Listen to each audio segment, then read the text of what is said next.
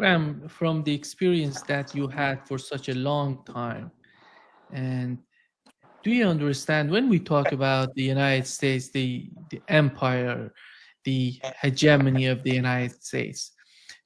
Can you point out how this sort of mindset that the US empire we have to build each and every in each and every continent and country a new military base, how this sort of concept has helped the United States? Or in my opinion, the United States has suffered a lot because of this sort of mindset, this sort of we are the empire, we have to run everything. That would somehow destroy the United States from within. What's going on with the case of the United States when it comes to this competition between the United States and China? It wasn't China that caused these sort of problems in the United States. It was the United States making all of these problems because of the mindset, this hegemonic, this sort of the U.S. empire. They have to run each and every corner of the world. Can you point out a single benefit of this sort of mindset for the United States? Well, the benefit, I think, is essentially ideological and political. There are many in the United States, including people like Lindsey Graham, who seems to have lost his mind, but many others in Congress for whom this is extremely important that the United States be number one, not MAGA as Trump likes to talk about it, because that's primarily more economic or even social. But ever since the end of the Cold War, as you know, or ever since the end of World War II, the United States was basically the only country left standing, and able to then move into the Cold War and take on Russia. So that mindset has not gone away. It's linked very much with the so-called neoconservative ideology, which is highly well, it's an ideological view that I think maybe we've talked about before. I don't remember, but it came essentially out of Russia, out of Trotsky, and you remember Trotsky and Stalin, who were the great enemies. And Stalin said the task of the Soviet Union was to build socialism, build communism in Russia. That was the task. Trotsky disagreed. Trotsky said, no, world revolution in the name of communism is the task. And they had a falling out over that. And eventually Stalin had Trotsky murdered in Mexico City over this very same issue. But Trotsky believed in constant revolution everywhere in the globe. And the neoconservatives, many of whom come out of this sort of Russian Jewish tradition. Trotsky also was himself Jewish and had a mindset of that kind of thing. The neoconservatives have had this view that we are in eternal struggle for the greatness of democracy and freedom, blah, blah, blah, revolution, even if you will, against our enemies. And it's very hard to get rid of them. A woman like Victoria Nuland, whose name you may recall from some years back, was in charge under Biden of policy in Eastern Europe and Ukraine. And she was one of the greatest warmongers of all in talking about the need to ultimately to bring Russia to its knees, to destroy Russia's great power and maybe cause the country to break apart. So that idea is still out there.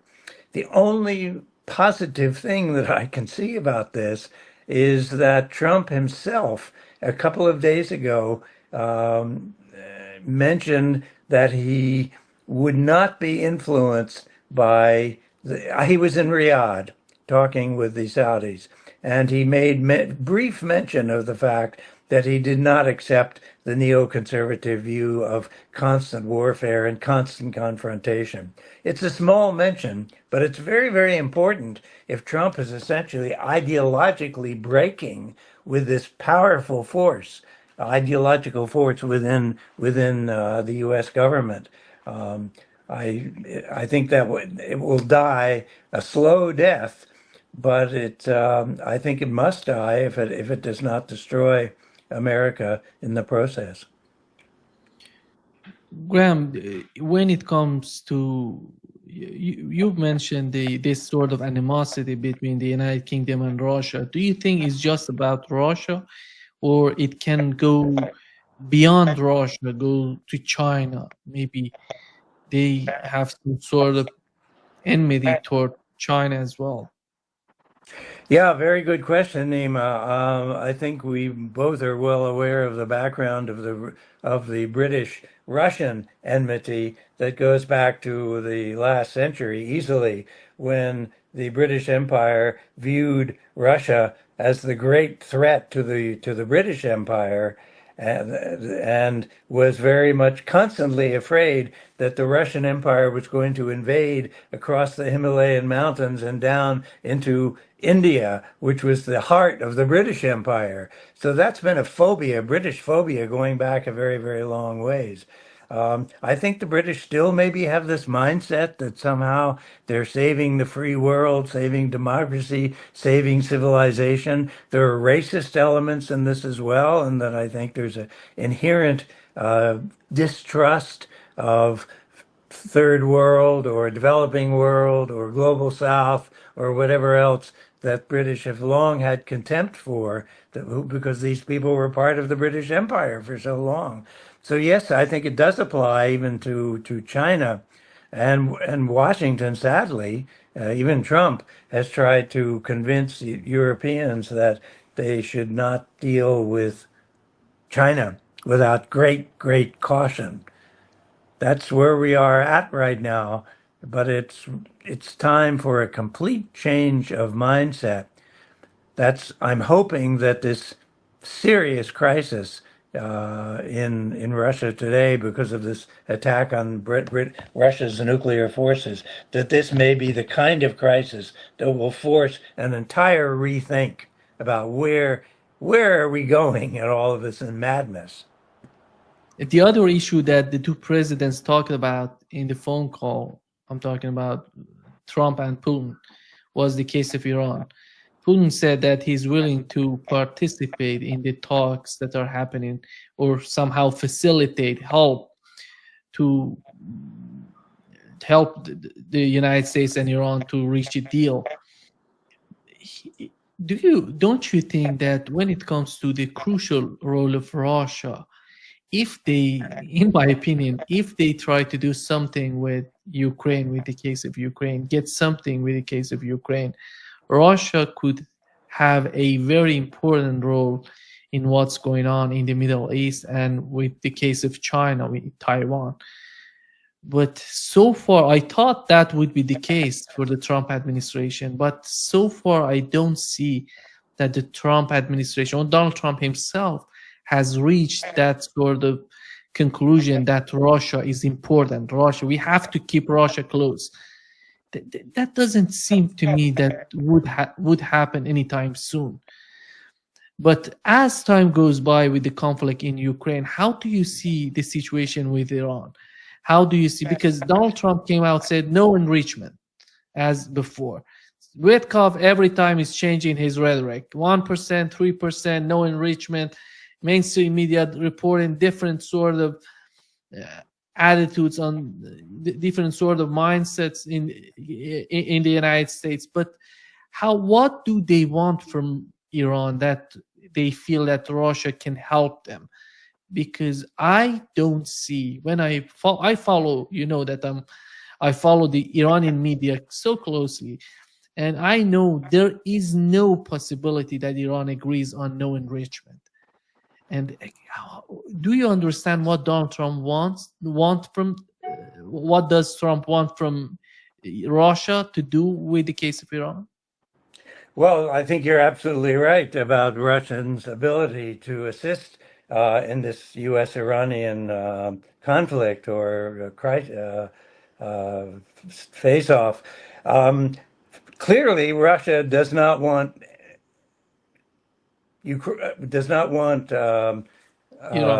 Iran to become a nuclear power. That simply complicates life for everybody. I mean, nobody wants nuclear proliferation, basically.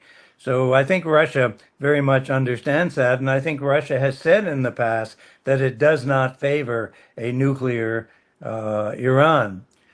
But at the same time, obviously, Russia has offered, I think, some sort of support to Iran against U.S. pressures in this situation, and I'm sure Iran looks to Moscow to provide some sort of at least diplomatic backing for this confrontation with the U.S. I agree 100% that I think there's no way that Iran will agree to reduce its enrichment down to some tiny percentage or even stop it entirely. That's just fantasy. Perhaps this is Trump as a bargainer, that he wants to pose an impossible deal to Iran, and then hoping that Iran will come back and this can be the foundation of further negotiation. I don't know, but I think the Russian role in Iran can be extremely important. I also was interested, this is not quite what you asked, but it's quite related to it. I was struck today to see that Trump had a discussion with Xi Jinping, and the New York Times did not offer very much details, and it suggested that most of this had to do with trade and tariffs and things like this. I cannot imagine that Trump and Xi Jinping would have any kind of conversation that did not include the crisis in Ukraine and the recent attack on Russian nuclear bombers inside Russia. So it would be interesting. I'm sure China likewise does not want a nuclear Iran. The last thing China needs is to have a serious possibility of war between the United States and Russia. This would be catastrophic for everybody. So I think it's interesting that Trump did speak to Xi Jinping yesterday or today. That we don't know what he said, but I am pretty positive that they had to have discussed this broader geopolitical issue, and China maybe also is in a position to help. Just one other thing that comes to mind, Nima. It's quite extraordinary, vaguely related to this, but I read the New York Times, which I think is a terrible and unreliable and biased newspaper, but it's the most important American newspaper. So you have to know what it says, just like you have to know what Pravda says, whether you believe it all or not. It's stunning that in 2 days, the New York Times has not discussed this issue of the bombing in Russia, and coming back to this fundamental question that you and I have been just talking about in detail: who knew what and when? Did Trump know about it? Did CIA know about it? Did the British know about it? Who was behind it? What are the implications? Not one single word. I don't even know what to make of that kind of thing, except I think maybe they're almost too scared to go to a very difficult issue. But it's certainly part of the irresponsibility of American so-called mainstream media. Graham, if we look at the what's going on in Gaza, with the case of starvation, with the case of not only in Gaza but also in the West Bank, it's unbelievable what's going on there. Even Europeans are one by one, they're trying to talk about what's going on. They're trying to go. The mainstream media is going against what Israel is doing in Gaza. Something is changing in the mainstream media considering Gaza. But after all, Graham, how these people in Washington, how do they feel that the case of Gaza would help the United States, would somehow be positive, would somehow be beneficial to the foreign policy of the United States? I don't see anything good coming out of this. In history, they're gonna point at all of us and saying what you were doing during those days that these people were killed, were murdered in Gaza. I don't see that these people who are deciding about everything in the United States are aware of the gravity of what's going on in Gaza and how the history would judge all of us. You're absolutely right, Nima. I fully agree, but let's not forget that there are two issues here. One is the tragedy and genocide of Gaza that we see before our eyes, and the other one is the need for large portion of American politicians to be responsive to Israeli pressures. And certainly Lindsey Graham is one of the foremost in being responsive to his, but not the only one. I mean, most senators receive large amounts of money from the Zionist lobby for their election, so they're part of it. So I think even Trump has to be cautious about how far he can go in alienating the Zionist lobby.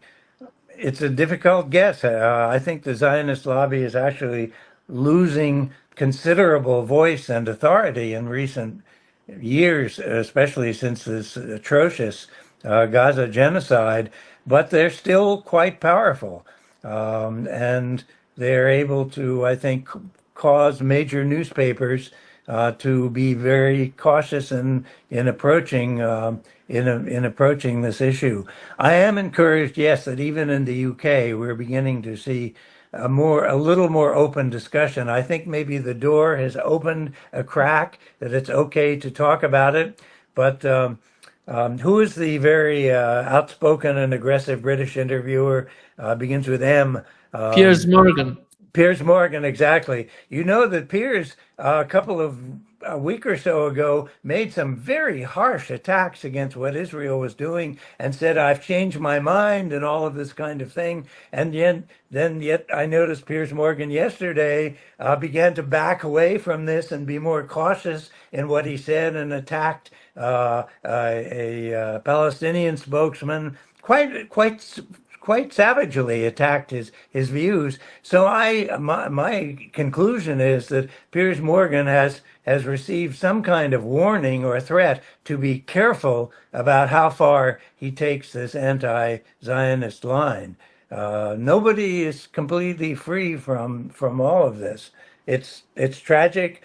I think time is moving gradually, but it's very slow, and it's tragic that it takes so much death to do it. Just today, for example, I noticed in the New York Times that they had a story about a girl who was almost burned to death in a Freudian slip, an Israeli attack on her home, and she was rescued and badly burned.